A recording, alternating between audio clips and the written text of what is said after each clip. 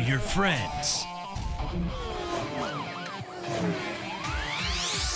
ROBLOX! Be anything, build anything. Millions of players. Destroy everything! ROBLOX! It's free!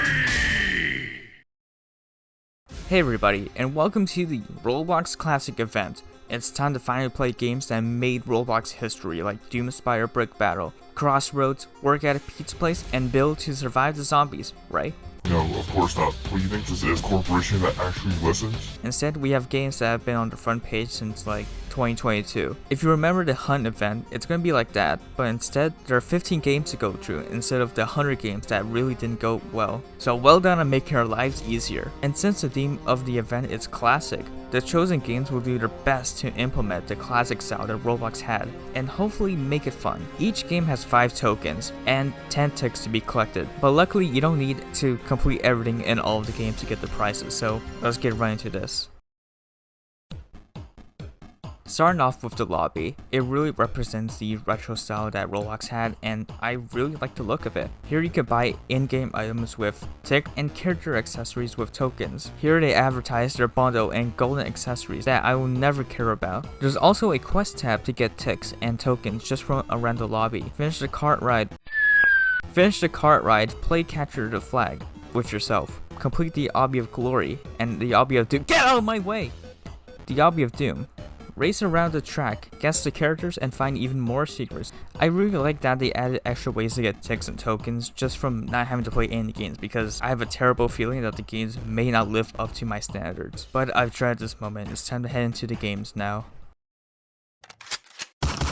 Arsenal. I'm not surprised they decided to go the extra mile with this one. It's what they did in the Hunt, except it's classic. Before we get into this one, it's important to note that the tokens you get from this game can be obtained from one run, if you're good enough. The extra tokens are from beating the game in under 12 minutes, beating it solo, only using a classic pistol, and find all of the ticks around the map. Your objective is to kill 1x1x1x1, the famous Roblox hacker. This plays out as one big mission where you progressively fight different enemies, find guns, find ticks around the map, and traverse different areas. I know that this wasn't supposed to be done in one run, but just using a classic pistol definitely takes a lot of the fun out of it. It seems like it was going to be easy at first, but the enemies later on really get a lot more dangerous and causes you to be more strategic. I really like the part where it's like flood escape. Even though the movement of Arsenal isn't made for obbies, it was an interesting thought and a fun way to add more to the game. We get to the end, explode 1x1x1x1, and you win. It's probably the most fun you're gonna get out of this event. 8 out of 10.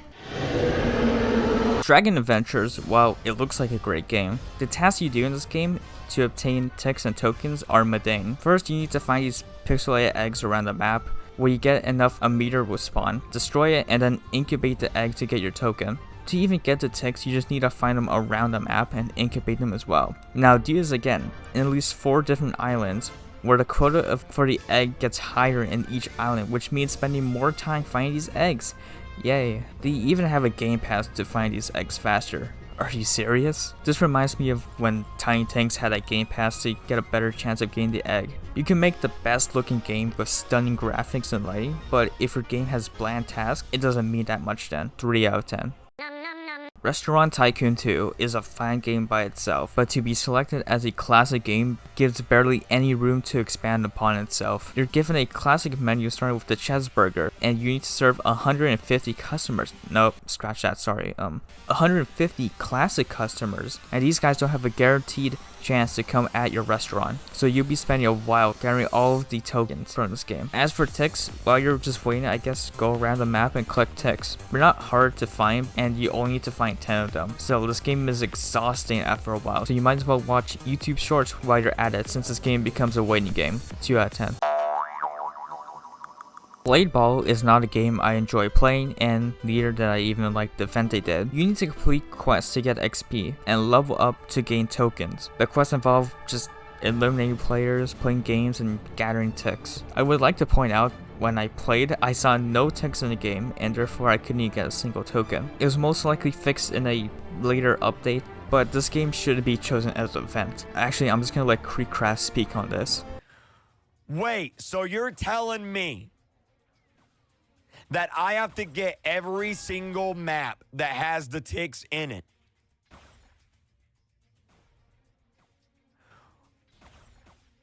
Which means I have to, it's RNG, bro. I have to randomly wait for that map with that specific ticks to come up so that I can get it. Bro. And how do you feel about that, Creek?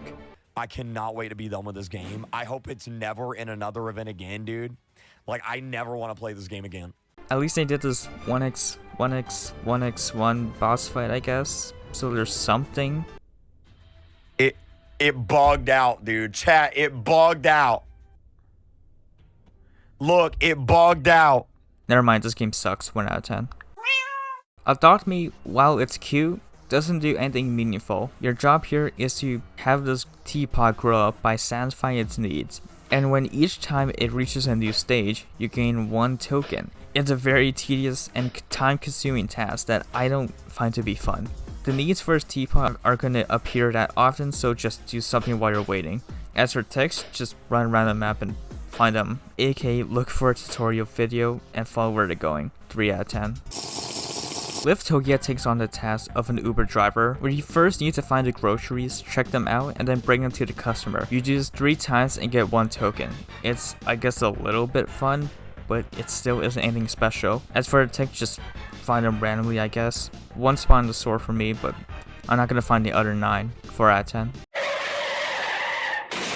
Driving Empire. Game Pass to find all ticks around the map? You have to be kidding me. Progress 2 times faster Game Pass? I should just give this game a 0 out of 10 and move on. But no, I need to see what this game did. To get tokens, you need to meet the required amount of points, which you get by racing Builderman, driving people around, and just playing the game. The racing part doesn't appeal to me, and especially when the road doesn't even connect, causing you to lose the race. I was already giving up from the boredom this game brings, and the thought of gathering 500 points for all tokens. So yeah, I gave up on this game. As for the text, no. I at least got all the text. That wasn't bad at least, but this game isn't worth playing. And their pay-to-win tactics to speed up the process is real scummy. This game suffers from Tiny Tank Syndrome. 0 out of 10. You should all be ashamed of yourselves. Dress to Impress caught me off guard. First, they want you to collect 10 ticks in the game first for some reason. The ticks appear in the dressing room and in the lobby. However, I don't want to go through an entire game just to have a minute of intermission just to find the lobby ticks, so I just server hop until I end up in the lobby. When you do find all the ticks, enter the portal and you'll be brought to a really big obby. Now, this was actually kind of fun. First of all the ticks are in different parts of the obby, so it's not like you're spending 2 hours on grinding all tokens. You can get all the tokens in the same area in like 10 to 20 minutes or so. You can sometimes easily miss them though, considering you wouldn't know at first glance where they could be, and they're not too big either. They sort of stand out, but not too much. 6 out of 10.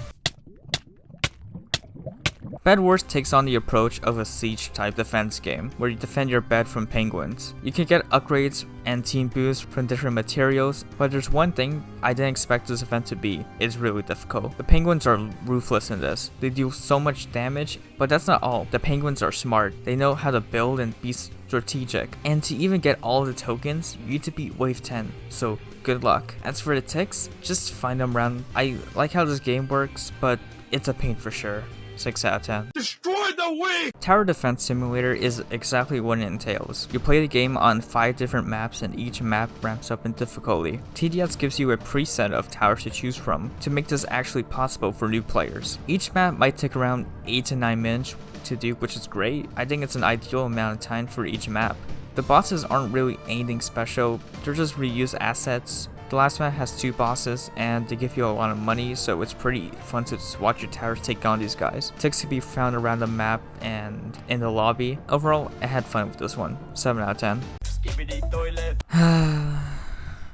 This game again. Toilet Tower Defense gives you 5 quests to do, being the easy difficulty, the medium difficulty, earning 200 coins, defeat 1,000 toilets, and with the classic camera skin. The tasks are honestly kind of easy to do, but It's the game itself that's an embarrassment. It lacks good animations. I only have one tower to use because I never played this game, and it looks bad. The bosses in this game required me to sell my towers and place them elsewhere because there's no way that when that thing comes back, it will die. Then the final boss is 1x, 1x, 1x1, which has significantly much lower health than the boss before. But what's special about him is that he puts your towers to sleep for a bit.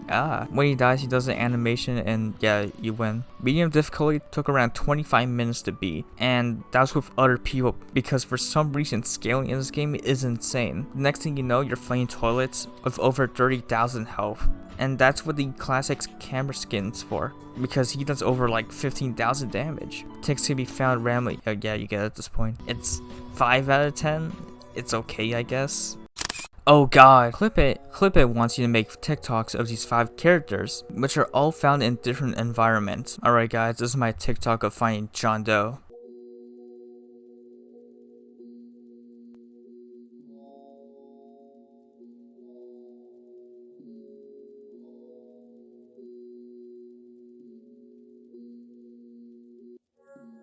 At least it's not a time-consuming task like some other games, but it's not too special. 5 out of 10.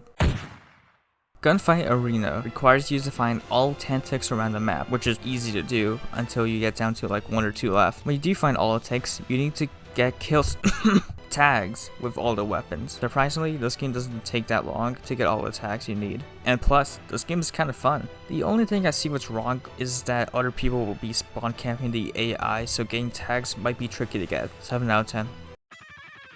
Bee Swarm Simulator is one of the only good few simulators on Roblox. And what has this game done? They made a siege defense game. What you need to do is protect the hives from the enemies on the other side. Every 2 rounds you beat, you gain 1 token, so you need to beat wave 10 if you want them all. This game is supposed to look bad to capture the retro style, of course. Use bricks to purchase weapons and bees to help fight. Would you believe me that I actually had fun in this game? This game is garbage, but in a good way, if that makes sense. The dopamine you get from all the pickups is insanely nice. My problem is judging how far away I can stay from the slimes without getting hit, but that's kind of my own problem. I didn't realize that I got the final token. I just kept going, mostly due to the fact that I didn't know beforehand which wave would give me the token. So yeah, it's alright, 6 out of 10. A Dusty Trip takes on the classic theme by making every asset in the game into a retro style version of itself, while still being the bare bones game it is. The objective is to kill 1x, 1x, 1x1, and for every 2,000 meters you travel, you have to do something in the area for a token, whether that would be combat or getting through an obstacle. You can find plenty of buildings that contain gas, guns, and food. At 10,000 meters, you need to head up to the complex and fight 1x, 1x, 1x1. The fight isn't tough at all, it just dodges attacks, and when he becomes vulnerable, just shoot him and he easily dies. For what it's worth, it's alright, 6 out of 10. And there you have it, all 15 games covered briefly. I may have not 100% the event, but I would rather not waste my time. There are some other badges I could cover like Starstruck, but it's just a star creator shooting pies at you. And developers, stop scamming the players. Such a pathetic thing to do for a checkmark. Alright, there's one more thing. The boss fight. It's completely garbage. You kill the hacker for credits. No, and not even like tokens or anything, just the credits start rolling. Wow. Unbelievable. In conclusion, the ROBLOX Classic Event wasn't that great. Don't get me wrong, I loved how the lobby looked and the things you could do in the lobby. I might have had more fun in the lobby than the actual games themselves, and that's where it falls apart. The games. Around maybe 3 out of the 15 games I managed to be positive about, while some others are given mixed opinions and just straight up negative opinions. The whole hunt gimmick doesn't work with every game. Roblox needs to learn that not all games can have the same creative input as something like Arsenal. This is better than the hunt, but not by much. I think bringing down the number to 15 games was a good decision, and having multiple tokens and texts to get from each game is also good. But the problem is that a lot of these games don't know how to incorporate something exciting into their game, and some see it as profit and engagement to their game. There's turning your whole game into one grand experience and then racing around for points and being tempted to buy something to speed it up. It's great that you don't need all the ticks and tokens for every game to get the items, but if you really want to 100% the event, it's going to cost you a lot of agony. Not to mention the horrible ending to the classic event, with just a quick battle against the hacker. For credits to roll. Creek, do you have any last words? But I feel like half of these Roblox developers have lost their freaking minds. Well said.